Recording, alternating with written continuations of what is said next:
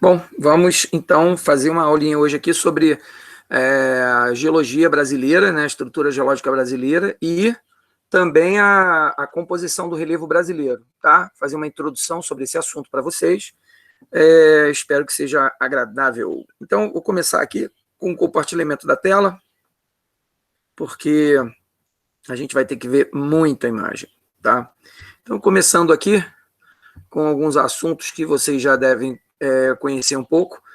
Isso aqui é um mapa do relevo sul-americano, tá? Onde está o Brasil, obviamente, incluído. Então, o que nós temos aqui, né? Só para vocês terem uma ideia, uma visão geral, nós temos aqui a Cordilheira Andina a oeste, tá? A Cordilheira Andina é resultado de um choque de placas, de uma convergência de placas que começou a ocorrer no início do Cenozoico, há 65 milhões de anos. Então, aqui a gente tem os dobramentos modernos, né? Esse tipo de estrutura a gente não vai encontrar no Brasil, tá? Porque o Brasil ele está fora desses limites convergentes de placas. Então, o Brasil não tem estruturas de dobramentos modernos do início da era Cenozoica, tá? Essas estruturas ainda estão sendo construídas, a Cordilheira Andina continua subindo. Isso prova, então, que essa porção oeste da América do Sul, ela apresenta-se hoje instável geologicamente, ainda em construção, tá? Então, vamos situar o Brasil nesse contexto aqui.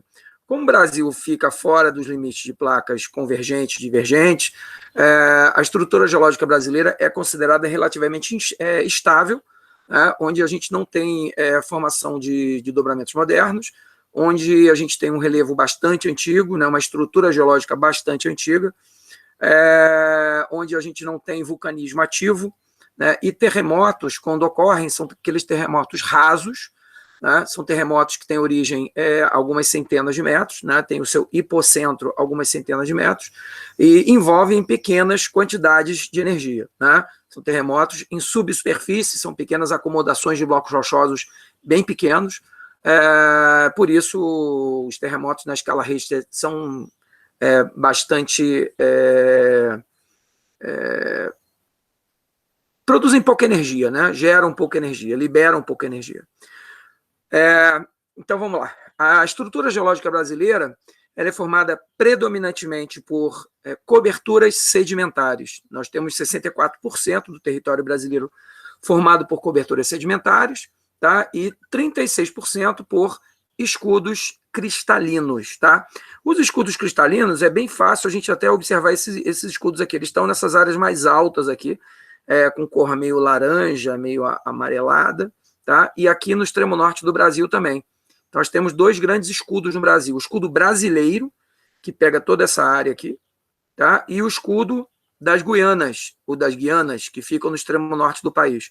O restante é cobertura sedimentar. Tá? Só para a gente lembrar de um assunto que muitas vezes fica complicado, quando a gente está falando assim de uma maneira muito genérica, o escudo cristalino é a parte do cráton que fica exposta. Tá? Lembrando aqui que o cráton é uma estrutura rochosa, né, formada por rochas metamórficas e magmáticas da época do pré-cambriano, né, de bilhões de anos de existência, tá? Tanto do Arqueano quanto do Proterozoico, que são as duas fases da era pré-cambriana. O problema é que essa estrutura já formou grandes altitudes, né, grandes cordilheiras. E essas cordilheiras foram sendo destruídas pelo tempo, né, pelos processos intempéricos e erosivos, e hoje só sobraram apenas as suas raízes. Né? Essas raízes expostas nós chamamos de escudos cristalinos, que formam hoje 36% do território brasileiro. Tá? A maior parte dessa estrutura cratônica ela está coberta por sedimentos. Tá? Então, no caso brasileiro, 64% desse cráton está coberto por sedimentos. São o que a gente vai chamar de plataformas, tá? Que são os crátons cobertos por sedimentos. E 36% do território é formado por esses crátons expostos, que nós chamamos de escudo cristalino. Né? Escudo cristalino sempre do pré-cambriano. As bacias sedimentares elas vão ser do Paleozoico, do Cenozoico e do Mesozoico. Tá? Grossas estruturas sedimentares a gente vai começar a ter ali a partir do Paleozoico, depois do Mesozoico e do Cenozoico. Então, essa é a estrutura geológica brasileira, está aí no desenho para vocês. Aqui nós temos um outro mapa, né, mostrando para vocês onde aqui a gente tem os escudos cristalinos, onde a gente tem as rochas sedimentares, as bacias ou coberturas sedimentares. Tá? Então, para a gente ter uma visão um pouco melhor aqui está o escudo das Guianas, onde a gente tem aqui rochas do escudo cristalino, né, rochas cristalinas do pré-cambriano, certo? Aqui também temos rochas cristalinas, como eu mostrei para vocês, elas avançam aqui um pouco pelo interior. Ainda tem alguns fragmentos de rochas cristalinas aqui no sul da Amazônia, tá? Formando aí os 36% do território brasileiro, certo? O que nós temos de sedimentos? São essas áreas aqui mais claras, tá? Onde você tem aqui grande parte da bacia amazônica, né? Uma grande cobertura sedimentar. Aqui, né, você vai encontrar uma outra grande bacia sedimentar, aqui pegando aqui boa parte do Sudeste, do Nordeste, né, avançando aqui para a Amazônia, para a parte leste da Amazônia Oriental, e aqui no Centro-Oeste, né, várias áreas do Centro-Oeste e do Sul do Brasil. Essas rochas vulcânicas, elas estão associadas a estruturas sedimentares. Tá? Por que nós temos rochas vulcânicas aí no centro-sul brasileiro? Esse vulcanismo ele é do início do Mesozoico, tá? Do período Triássico. Isso aparece muito em vestibular. Quando a Pangeia começou a se separar, a separação começou a ocorrer a partir do sul do Brasil. Então você teve um grande derrame de material magmático, um grande derrame de material magmático que mais tarde formou rochas basálticas.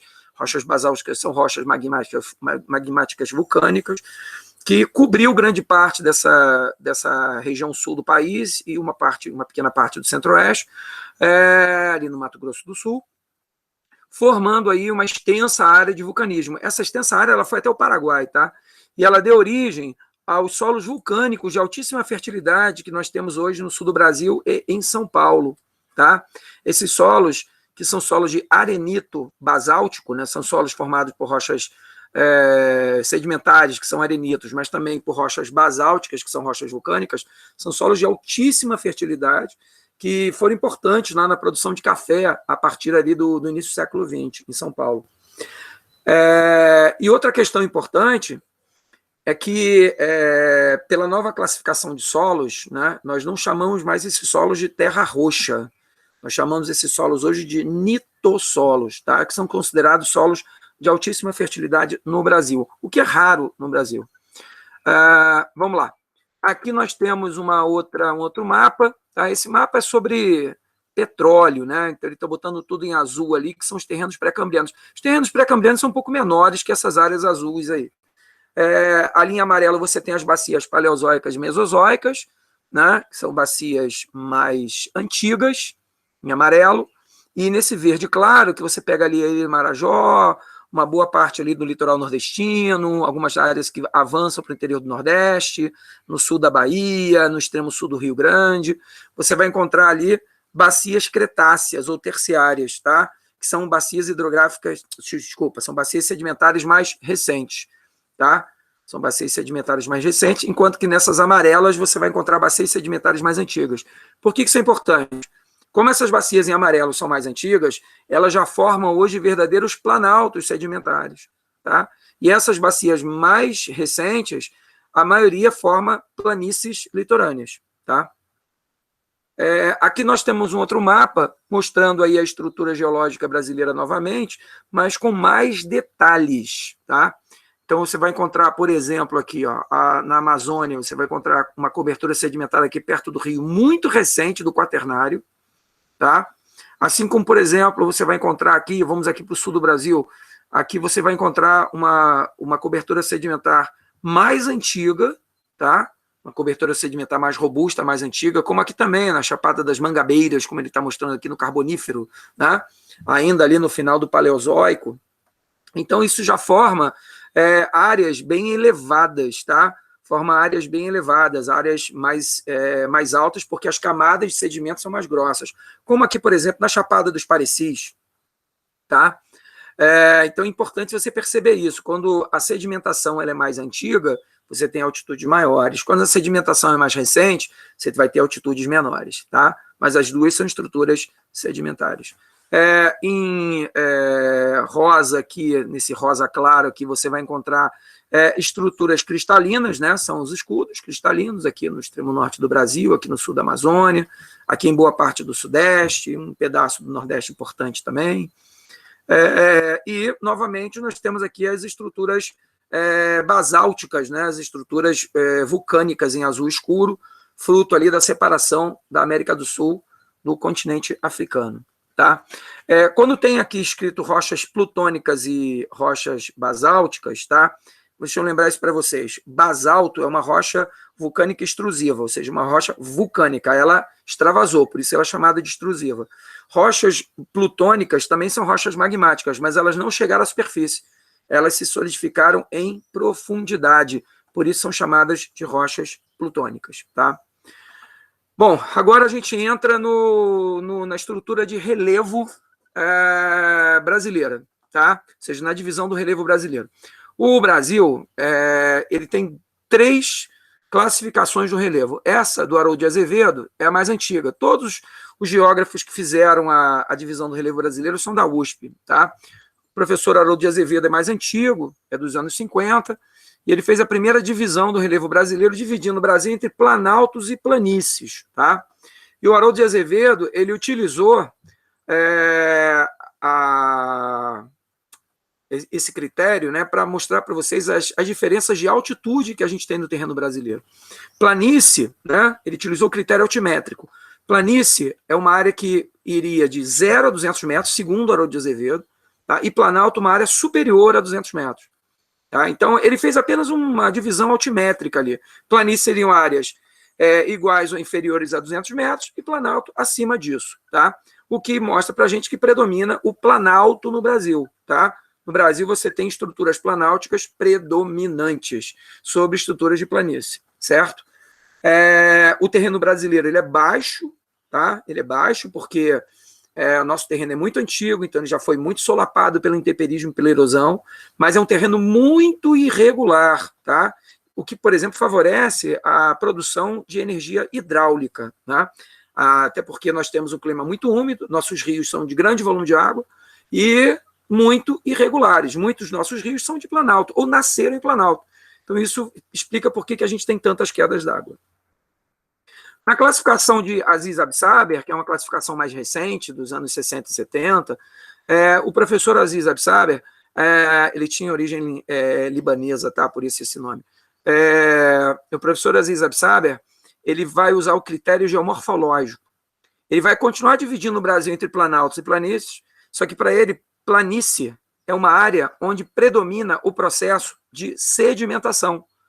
Ou seja, a chegada de sedimentos é mais importante, é maior do que a saída de sedimentos. E planalto, para ele, é o contrário. Planalto é um local mais alto, onde você tem predomínio da erosão, predomínio de perda de sedimentos. Tá? Observando aqui, há pequenas mudanças, tá? Há pequenas mudanças na divisão do relevo brasileiro. Você vê que, por exemplo, o Planalto dos Goianos permanece, a planície amazônica permanece, ele só chama de terras baixas, né? Porque ele começa a mostrar que não é uma planície ali completamente plana, mas é uma planície irregular, mais baixinha. O Planalto Central, a planície do Pantanal, que é a planície mais plana que o Brasil tem. Planalto Meridional. Por exemplo, lá no extremo sul do Brasil, não há mais planície dos Pampas, agora é Planalto Uruguaio Sul Rio Grandense, tá? Pelo novo critério que ele está utilizando ali, pela nova classificação.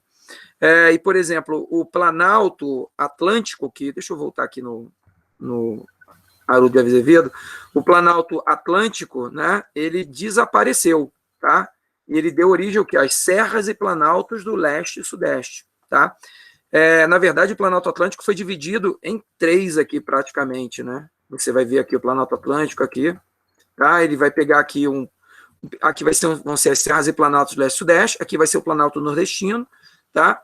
E aqui do lado ele pega um pedacinho, o Planalto do Maranhão Piauí, que antes tinha um pedaço no Planalto Atlântico e um pedaço aqui no Planalto Central. Ele tirou um pedacinho do Planalto Central e passou a chamar isso aqui de Planalto do Maranhão Piauí. Tá? Então, essas são as mudanças.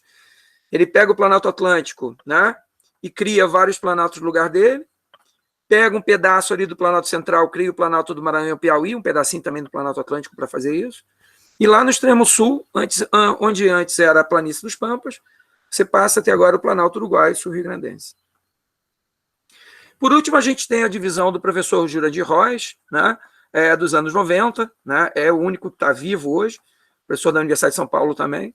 Só que o professor Jurandir Rois, ele complexificou essa divisão. Porque o que ele fez? Ele criou um novo critério, tá? E ele passou a dividir o Brasil entre planaltos, planícies e depressões. Tá? Então, quais são os critérios que o Rois passou a utilizar? Né? Ele vai utilizar o critério altimétrico, ele vai utilizar o critério geomorfológico, ou seja, ele está usando os critérios do Azevedo, do Aziz Absaber, só que agora ele também vai usar o critério dele, que é o critério estrutural, tá? É a contribuição dele. O que seria critério estrutural? Né? A estrutura geológica, do que aquela estrutura é feita. Tá? E, além disso, ele introduziu o conceito de depressão no território brasileiro. Então, para ele, o Brasil não é só dividido entre planaltos e planícies, mas também em depressões. Tá? Então, eu vou definir para vocês. Planície. Planície seria uma área que vai de 0 a 100 metros, onde predomina o processo de sedimentação, tá? Predomina o processo de sedimentação, e planícies são formadas por estruturas sedimentares. Estruturas sedimentares relativamente novas, como vocês podem ver aí. O território brasileiro foi dividido em 28 unidades. Planaltos. Planaltos são áreas superiores a 300 metros, onde predomina, obviamente, o processo erosivo, tá? Mas o mais importante, os planaltos, eles podem ser formados ou por estruturas sedimentares, tá? Que são as chapadas, como a gente vai ter aqui no número 3, por exemplo, a chapada da Bacia do Parnaíba, ou a chapada da Bacia do Paraná, número 4, tá? Ou a chapada dos Parecis, certo? Que são planaltos sedimentares. Numa próxima aula eu posso mostrar isso para vocês, né? A paisagem dessas chapadas. São estruturas sedimentares. Ou planaltos podem ser formados por escudos cristalinos, né? São aquelas raízes daquelas antigas estruturas cratônicas, como, por exemplo, é o caso número 8. Aqui eu tenho um planalto cristalino, e aqui no número 4 eu tenho um planalto sedimentar, certo? E, por fim, as depressões são áreas que circundam os planaltos, são áreas em voltas aos planaltos, são áreas relativamente inclinadas, tá? São áreas que podem ocorrer entre 100 e 500 metros, são relativamente inclinadas, estão circundando os planaltos. As depressões são locais onde predomina o processo erosivo, tá? Que são áreas inclinadas, predomina a erosão, e podem ser formadas ou por estruturas sedimentares ou por estruturas cristalinas. Por exemplo, se as depressões circundarem planaltos cristalinos, certamente essas depressões vão ter estruturas cristalinas ali. Se essas depressões circundarem planaltos sedimentares, essas depressões vão ter estruturas sedimentares ali, tá? Então, a gente tem aí a mais nova divisão do relevo brasileiro. Na próxima aula de Geologia e Geomorfologia Brasileira, parte 2, eu vou mostrar para vocês, no visual mesmo, né, alguns perfis do território brasileiro. Tchau, tchau.